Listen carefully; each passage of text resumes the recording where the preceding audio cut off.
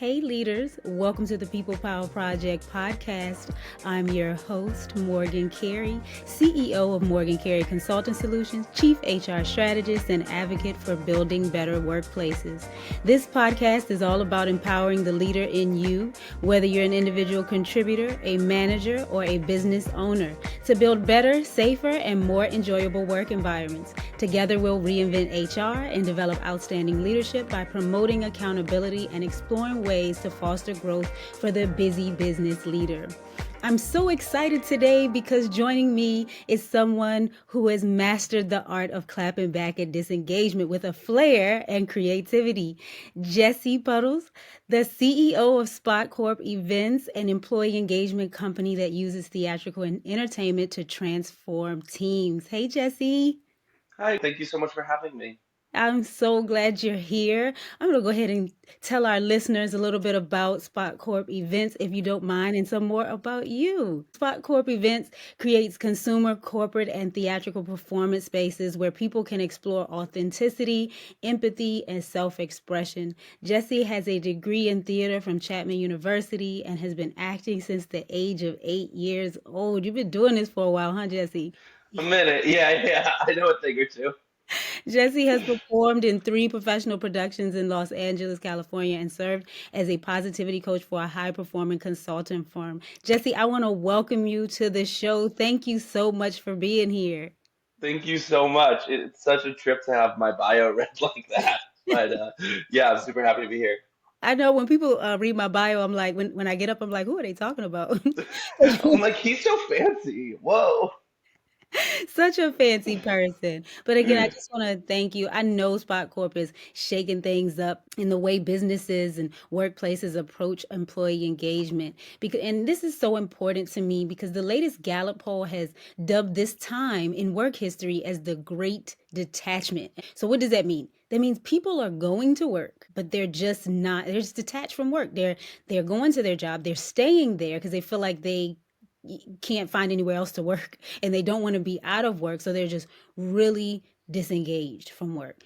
The Gallup poll, the latest one in the end of the year 2024, has shown us that 32% of workers in the US say they're engaged at work. So only 32% is saying they're. That means the other part is like, nope, I'm just not engaged at all. So that's why today I want you to tell us a little bit about Spot Corp, your journey, how you got here, and why this is important to you.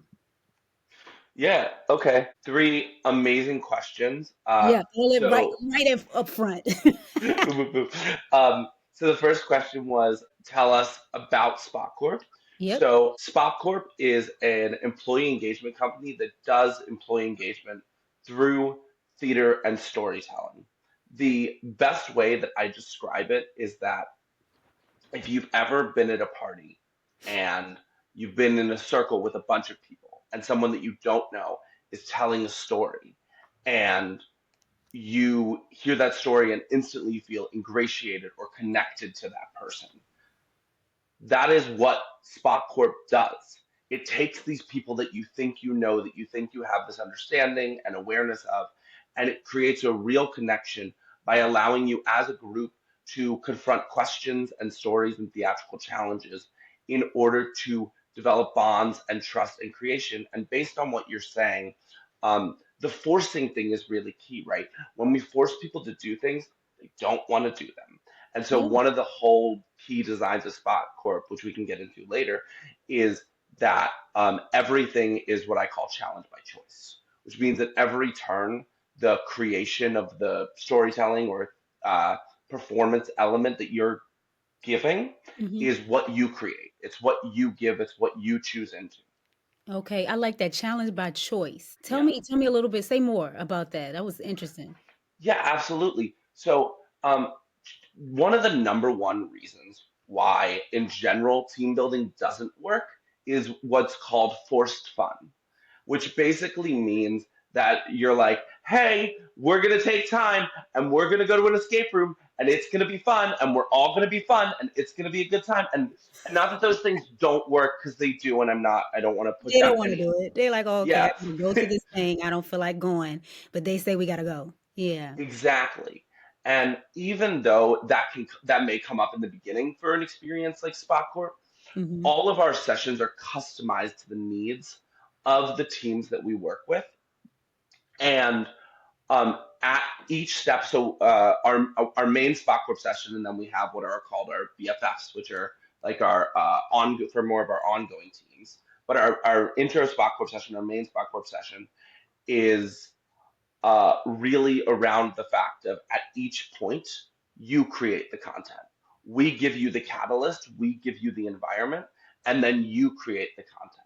And so, what that means is that if you're one of those people who feels like, oh, I'm in a forced fun modality, then maybe you'll give a share or a performance that is like huffy and pouty or whatever, Mhm. but then your coworker gives one that's really engaged because they really like the question or felt really connected, and you really like that coworker, and then you start to think, okay, maybe I can have fun, and then another coworker comes and they do something that's really funny, and you're like, oh, okay, well, that was funny and it seemed fun, and if I play along, then maybe it can be fun for me.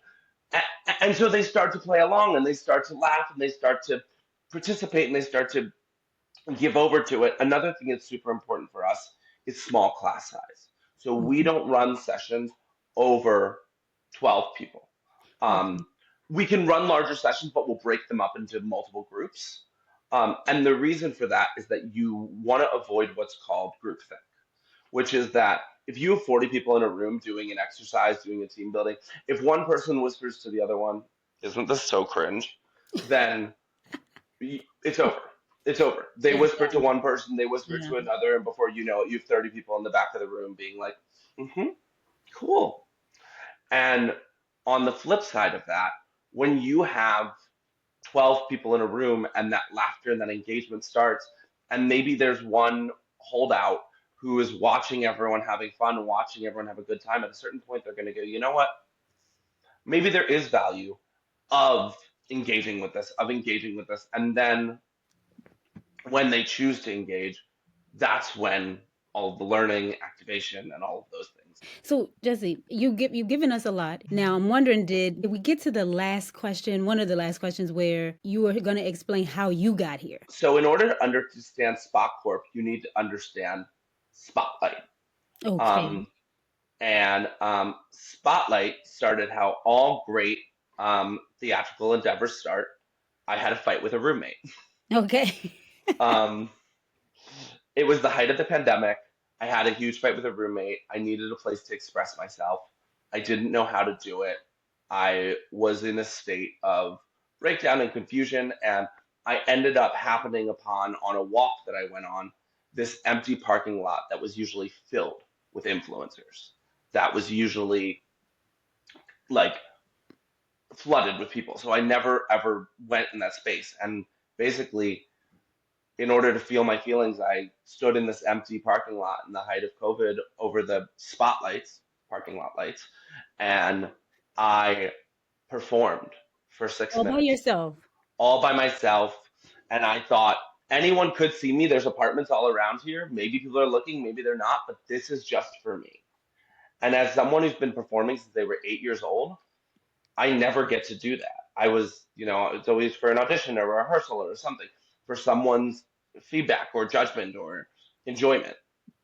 And so for the first time, I performed for myself, and it was like a lightning rod. I just thought, oh my gosh, that was healing. And actually, the first name for the company was Spotlight Therapy. It was the healing that takes place in the spotlight. It was when you have that opportunity to be seen, heard, and valued for your own story, it changes you. It changes your experience. It changes your ways of being. And so I started running these events. Um, although, to be full disclosure, just for any budding entrepreneurs out there, I had a partner who was helping me run the events. She pulled out, and I wanted to give up. And Okay. then I had one of my best friends in the whole world. I was sitting with her at a fire a couple weeks before I was supposed to run the first event, and I was like, maybe it's dumb. Maybe I should just bag it. And I told her what the idea was, and she said, this is the coolest thing I've ever heard. You have to do this. You this have will to do it. impact. I'm so glad you kept going. It sounds like so many things lined up to get you here. Even the unpleasant fight with the roommate, and then this parking lot. You know what stands out for me? You went to this parking lot with all of these lights. There's usually a bunch of people there, but nobody's there at this point, and so you feel comfortable just kind of going into your world so you can express yourself the way you need to after such a the fight with the roommate. It's like all the things lined up even though when it seemed like it wasn't lining up, like the person pulling out, but then you're like sharing with another person that's like, keep moving, and here you are. Yeah, I love it. 100%. I think that's like a huge lesson that like we all can learn is that when you really feel that there's a lightning bolt or there's a spark in you, listen to the people around you, listen to the things around you. They're going to show you, they're going to guide you. And in that same vein, that's how I was guided towards SpotCorp. I made these events so people could heal in the spotlight. We dropped the therapy word because people were like, "You're not a therapist," and I was like, "You are correct." So we dropped the therapy word and we just became Spotlight. But what I didn't expect was that people would stay at these sessions 3, 4 hours after they were over, Yeah. just talking to people they did not know, connecting with people. And I was like, is go what's going on here? And I realized that this isn't how people talk in their everyday life. They don't get into the big questions or feel like they're really supported. Or one of the big pieces of Spotlight is that everyone is creating shares around the same question that Hmm. everyone gets 24 hours before the event. So it's like we're all confronting these same life questions. We're instantly bonding over how much similarities we all have as people. And one time we were running one of those cocktail hours, and someone was like, "Why don't you have anything like this for work?" And I was like, "Oh, Let's do it. let's do it." And then as you mentioned, I have a background with McKee Consulting, so I've done some engagement adjacent work, employee engagement work in the past, and then I also have a background in corporate training. So I was like, "What? Why have I not thought of this?" Yeah, yeah. So that brings us to let's talk about the great detachment, bringing it to, why aren't you doing this at work? As I mentioned, we're seeing more and more people being disengaged in work at work. And so I'm sure you've seen in your line of work that same kind of disengagement and the effects that it has on teams and companies. So first, why do you think employees are feeling so disconnected in this current climate? Well, I think if you want to look at the current climate, you also have to kind of look at history and what's changed. Okay. So if you look back, like, and I might be getting my years wrong, but like 20, 30 years, probably even 40, people stayed at jobs for Yeah. 40 years. You put your Yeah. head down, you did your job, that was what you did. Yeah. And a lot of times, bosses were able to lead with like making you feel wrong and making you feel like they're the one in charge and you have to do what they say. And it was Yeah. almost it was a fear driven thing. But because people didn't job hop and all this stuff, that worked and then fast forward to my time with McKee Consulting, which was a couple of years ago, and everything was about changing people from believing that you need to treat people like they're wrong and stupid to treating people like they're right and smart. Because basically, what we were seeing was that people were no longer responding to that. Wrong and stupid wasn't getting them to put their head down and do their work. It was getting them to put their head down and be quiet and Yeah. have these internal feelings of resistance and distance and all of these things.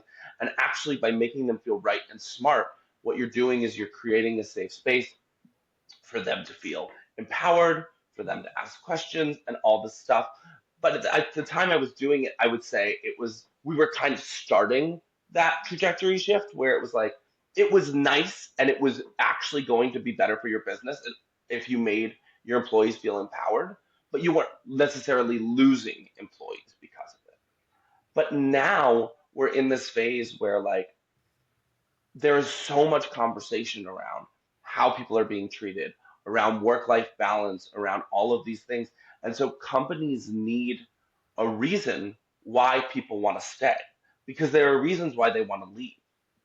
And the reason why people want to stay, I always think of it like this because companies are always like, oh, it's bonuses, it's this. And yes, pay your employees a livable wage, pay them well, 100%, like 100%. give them, um, but there's another piece, and I think of this like if you have ever been a parent and you've wanted to help coach on your kid's little league team, you're not getting paid. You, it's a time take from you. So why do you do it? Well, Mhm. you do it because you love your kid. You do it because you maybe you played little league and you're passionate about the work about the experience. Maybe you do it, but there is something driving you that is not financially based. And I think that that is the conversation we need to be having with companies right now is that if you want to get your employees engaged, you want them to get as passionate them about themselves, their growth at the company, their team, and the organization as a whole, and feel like they are on that team. They are driving that truck with you. Yeah. And that's the change we're seeing now. And it's interesting because I had a conversation with a friend of mine who's the CFO at a company, and he was like, this is the thing about Gen Z. He's like, they, they want to be like treated a certain way, and if they're not treated that way, then they leave. And I was like, well, what happens if you create an environment where they feel like they're treated that way, but your work still gets done? It's something that my mentor, who ran McKee Consulting for many years, taught me, which is, and Judy, if I make the mistake on what this is called, stop me on this, but it's called the three-party agreement, which Okay. basically is it needs to work for me, it needs to work for my team, and it needs to work for the company. And that concept, it's really easy for leaders to just go, okay, this works for me, it works for the company, great, done. But then what you have is you have these employees who are becoming disengaged because they're not being acknowledged for the fact that it's not working for them. It doesn't work for them.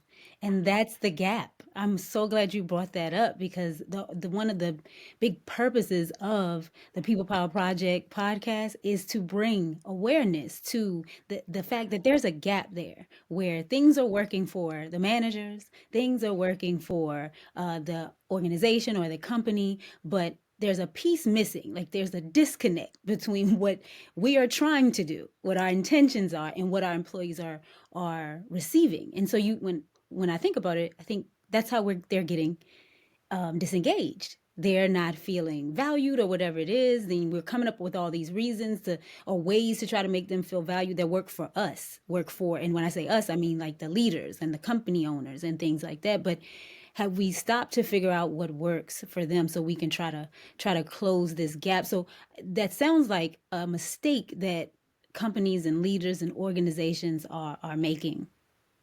Yeah, yeah, absolutely. And I think you kind of hit the nail on the head. And this is actually something you said in your podcast. So I did do a little research about how pivotal it is for leaders, how pivotal leaders are to retention.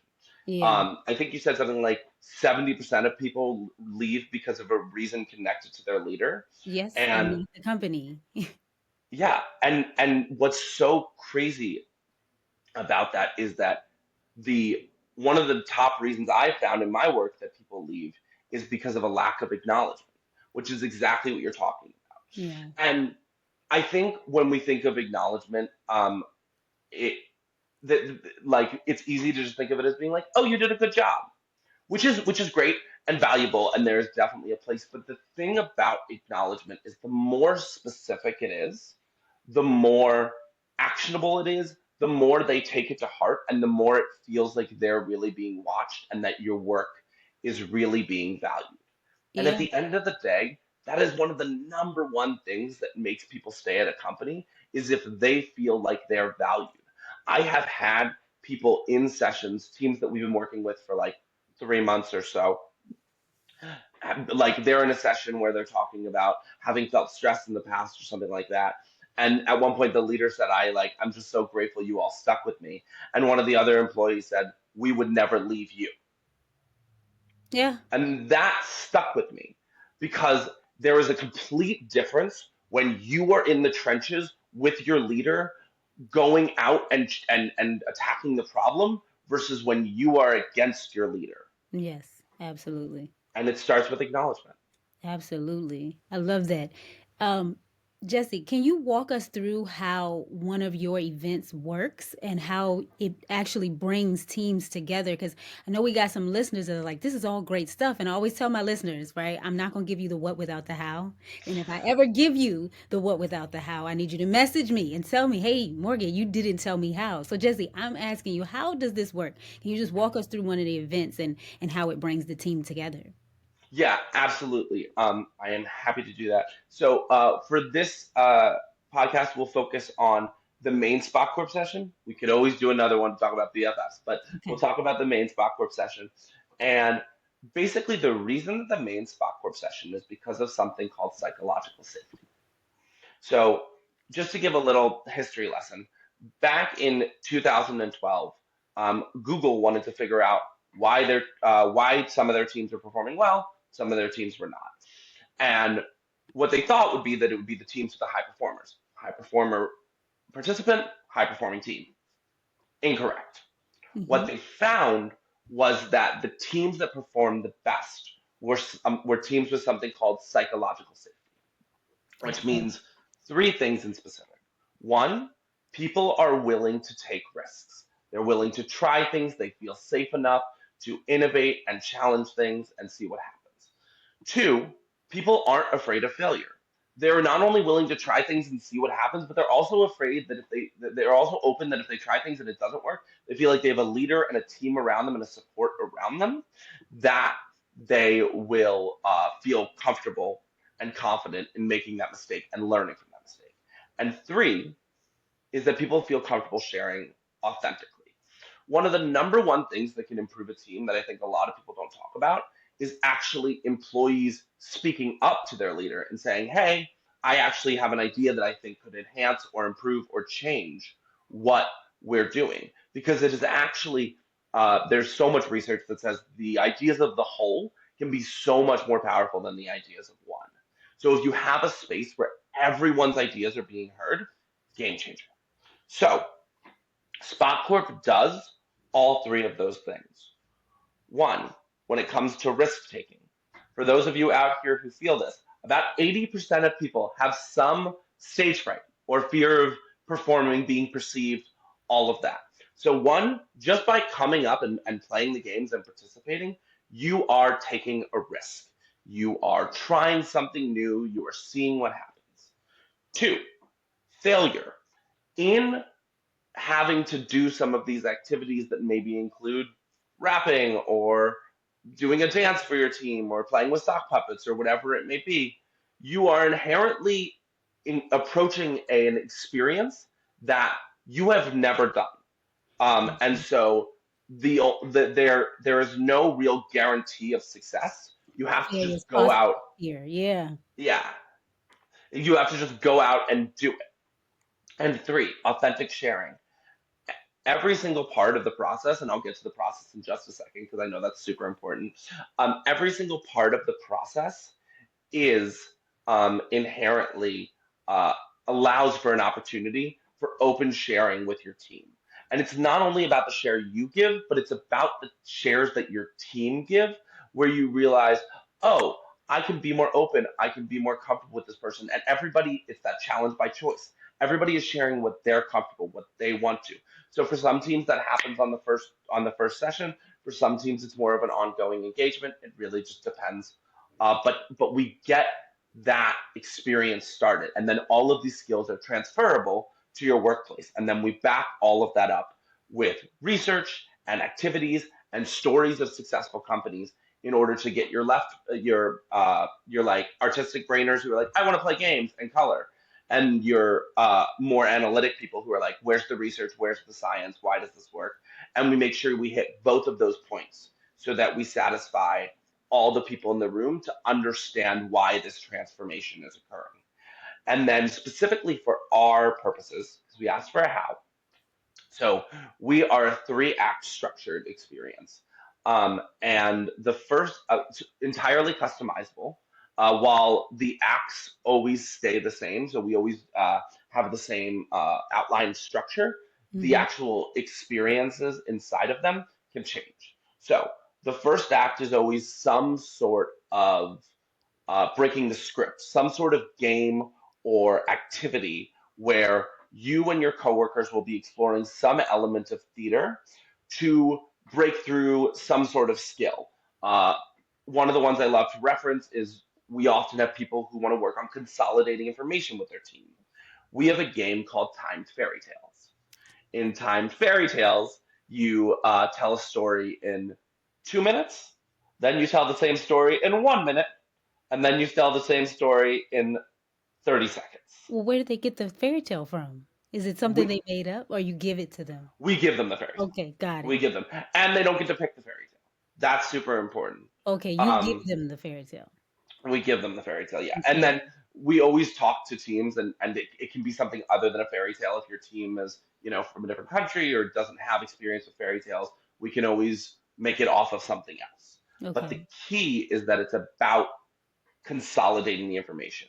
You keep chopping stuff off until you're only left with what is the important.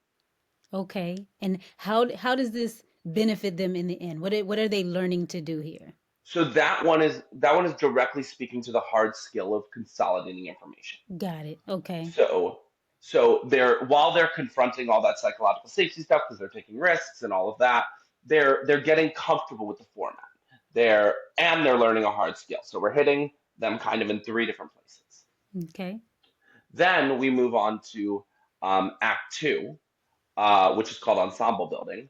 And during that, we give them some sort of prompt or question that ignites them to create an up to 1 minute share. This can be done in partners or individuals, depending on their needs. And the thing that makes this unique is we have them spin a wheel of mediums of how they're going to express themselves. And basically, they're going to be faced with most likely a medium they're not familiar with, something they have to confront, something that's new, something that's different.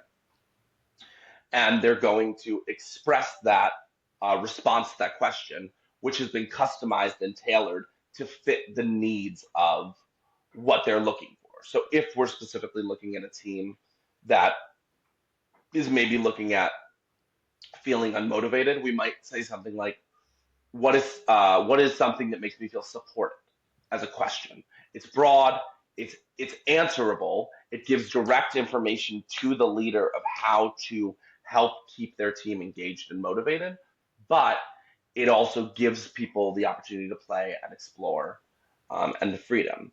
And then the final step, um, of the spotlight session is basically very similar. They're given a question. This time they're on their own. No partners for this.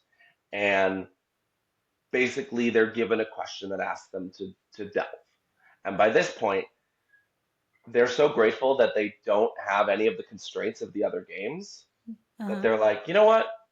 Yeah, I can just share because they don't have any medium they have to share in. They can do it however they want. They can express So more themselves however. freedom by this point. Exactly. But the question that's being asked is really something that the leader wants to know, that we all want to know. And we're really about looking at a question that asks them to confront something, but doesn't ask them to confront it directly. Okay. Because if you ask someone to confront something directly, walls can go up. Right. So instead, you ask them to realize a time in their past where they had success, or what it would look like if things were the way they wanted them to be. And you get them imagining what that world looks like. And then we mix that with a exercise for acknowledgement, and also just some really strong facilitation by our facilitators who really do a good job of taking all of these themes that are discovered in the session and giving these universal themes out to Mhm. for each share to the team. And then that's accompanied at the end by a one sheet with all of the discoveries that they made as a team, as well as another sheet with actionable steps on the research or activities that were done in the experience with which you can take back to your team. Yeah. Jesse, this sounds incredible. And I can see how the fun and the interaction and kind of moving them into this space of like, okay, now I need you to, after I've gotten you to this point, now we need to get you to share this freely. And I've kind of taught you how you're going to do this throughout the different steps. I really like how it seems like you'll be able to move them into opening up in that way. Now, what I want to ask you is how do you measure the success of this kind of engagement strategy? What are the signs that the team is improving? Yeah, no, that's 100% a great question. I think that it's really important that one size does not fit all. So we always do surveys. We always do surveys right after, because surveys right after will show the thought change. So, Uh-huh. oh, I'm feeling more comfortable with my coworkers. I'm feeling more. So we do those surveys, and then we also will do like longer term after X amount of time. These are the ways that I feel now. These are the things that I feel. We do testimonials from the teams and the leaders, and then we also look at some intangibles. So we look at things like, are people speaking up more in meetings? Are people asking for help when they need it? Are are people on the other side of that willing to work autonomously at times and make mistakes and then bring those to the leader and be like, hey, this is my thought. Um, so you want to see if they are making those actionable changes, and then obviously the biggest one is your turnover rate. Yeah. If your turnover rate is going down, if your retention is going down, if your work is improving, those are all clear signs. Absolutely. Okay, Jesse, this has been really good. I mean, we could go on. We don't have all day. We could go on. I love to talk about keeping employees engaged and keeping people in the workspace. I am wondering though, how does this work? Like for me, I'm a personality where like if I like where I'm at, I like where I'm at. I don't really need in my personal opinion, I don't need the extra to make me feel more engaged because I'm a person that I find ways to be engaged at work. And if I am not engaged, then it's time for me to go. I am not the one staying at the job and staying disengaged. Like I'm trying to figure out my next step. And I know that a lot of people aren't like that. But for the soul like me that's finding their own engagement, and then a company comes to help me be even more engaged, how do you help that person? That's a great question. I think the first answer, which may seem super obvious, is we're fun. We have a 94% enjoyment rate of our product, which means that even if you're like, yeah, I like it here, I'm good, you're gonna have fun.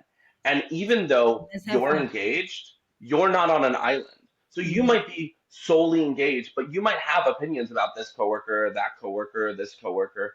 And through this session, you may learn, oh my gosh, I didn't know this about this coworker. We're both really passionate about this thing. We Yeah. should work on a project together about that. Oh, I didn't know this about this coworker. Okay, great. Now I know this. Yeah. Okay, I didn't realize that my leader saw this value in me that I like kind of saw in myself but didn't really, and now I'm going to lean into that. So, yeah, I was already engaged, but there were so many other things I didn't know, and you just don't know what you don't know. Yeah. So this also works for the engaged soul as well as the disengaged soul. I love that. Yeah, yeah, Love it. absolutely. Okay. But Jesse, before we wrap up, I want to have a little fun because this would not be a session with you, such a fun Yeah, company without a little fun, right? I'm going to ask you absolutely. some rapid fire questions and I want your answers to be quick, unfiltered, like try not to think about it too much. Okay. Just Are you You getting saw the nervous? hair flip? You getting ready? Okay. Yeah. Here we go. The one thing every team should do once a month to stay engaged. Okay, I'm gonna up it to once a week. I'm gonna say it should be once a day, but once a week, recognition, recognition, recognition. I love it. You should be finding ways to recognize your employees. There's a thing that I really like, which is I call PDAs. I stole from another leadership company that I worked for that did it a little bit differently, but these are called public displays of acknowledgement. And Um, basically, there are places where you can get like anonymous post-its that everyone can see on the board. I think there's one called like Miro board, and people can write acknowledgments to their coworkers, just like, I thought this was really amazing, or I thought this was really phenomenal. One, you're acknowledging the coworker, and that feels really special and meaningful. But two, it's coming from when it comes from your team, it's a whole different thing Yeah. because they're watching you every day. And then leaders do the same, but make it specific. Sometimes acknowledgments can be as valuable as the kind of feedback that you need to give in radical candor situations. Yeah. Um, because Love that. when Bring that you candor. look, had to do it, had to do it. Watch the podcast on radical candor if you want more Yes. information on that. But you need to be giving these acknowledgments because what you're acknowledging is that this thing that you were doing that you kind of just thought you were doing and it was fine had a huge impact. And so if you didn't realize that, you may stop doing it. Hmm. Now you're going to keep doing it, and it's going to make my job and my life as a leader 1,000 times easier. Absolutely. I hear that. Okay, favorite theatrical performance of all time. See, okay, you're asking me to pick a favorite child, and that's not nice. Um, No, poor actor. so, so like, it's hard. I will say, like, and this is so not like topical, but the first show that the first show that broke my brain was Wicked. I know it's everyone's talking about it right now. I What is love it? Wicked. Let me hear you. Wicked. Wicked. Okay, I got mean, it blew my mind. The sets, the story when she flies up in the air. So if you just Oh, yes. Give us all a of it, rendition, Jesse. all of it just blew me away. So don't get me started. I will go You will off. perform right now. um, so like that, and then Next to Normal is a really beautiful and complex show about a woman living with bipolar, Okay. um, and just how her family copes with it. It's much more insular. It mostly takes place in a house or in like a couple other small venues, and it really just explores the journey of mental stability, the journey of like um, these challenges, like being neurodivergent myself. Even though it's a completely different experience being bipolar to being ADHD, there's still like so much complexities about medication and all that stuff that I just think is beautiful and profound and really explains that mental health is an ongoing exploration and not a single moment in time where you get something fixed. So that's probably the other one that like less people know. So I can prove my musical theater cred that I also adore. Great. Okay, and last one. If Spot Corp were a movie, what would the tagline be? Come on. What's it gonna be, Jesse? What's it gonna All be? right. I'm gonna steal this one from my marketers because I love it. Okay. Um, but it's break the script on traditional employee engagement. Break the script On traditional employee engagement. on traditional employee engagement. Break the script on traditional employee engagement. Yeah. I love that. That might have to be a episode, podcast Ooh, episode. Hmm. I love that. Okay, Jesse, this conversation has been such a light. It's been great to be on with you. Thank you so much again for sharing your insights and showing us the creativity and connection that are keys to clapping back at the Great Detachment. To all my listeners, if you're ready to take your team from surviving to thriving, you got to check out SpotCorp Events. Jesse, what's the website? Absolutely. So the website is spotcorpevents.com. We are doing a rebrand right now, but you guys can check that out. You can also follow us on LinkedIn. We're also Spot Corp Events, and same on Instagram. Excellent. SpotCorp Events and on Instagram and then on LinkedIn as well. And you can go to the website. Thank you. Thank you again. And to my list and Uh, go ahead, Before Jess. we end, I would just love to give you an acknowledgement. Oh, so sweet. Um, Thank you.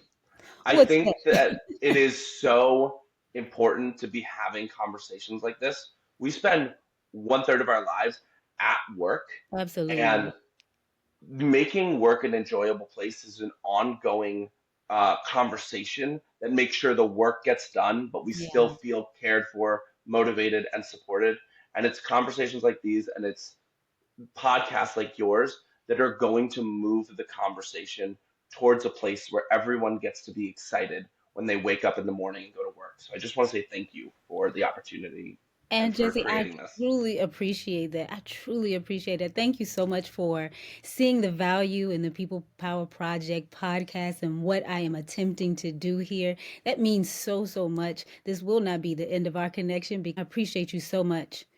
I want to tell my listeners, if you're feeling disengaged at work or if you're a leader struggling to keep your team engaged, you are not alone. Okay, we have people that care. We have companies like SpotCorp Events and CEOs like Jesse. Too many professionals are feeling unsupported and unsure of their next steps for improvement. And that's why I created the People Power Circle. It's a space where we don't have to just talk about thriving at work, we make it happen together. So imagine having a group of like-minded people and a coach who's going to have your back every week. And that's what the circle is about. So you go to morgancareyconsultant.com to join the People Power Circle today. The circle is going to close on March 15, listeners. So, and I'll keep the group small. I love it that Jesse mentioned how their groups are small, because I really think we can make a big impact with small groups at a time. And so if this episode resonated with you, share it with a friend, a coworker, or even your manager. And don't forget to subscribe to the People Power Project podcast for more inspiring and actionable episodes. Follow me on Instagram at Morgan_Carey Consulting and tag me with your thoughts using hashtag People Power Podcast. Until then, remember, people empowered workspaces are simply the best workplaces. I'll see you next week.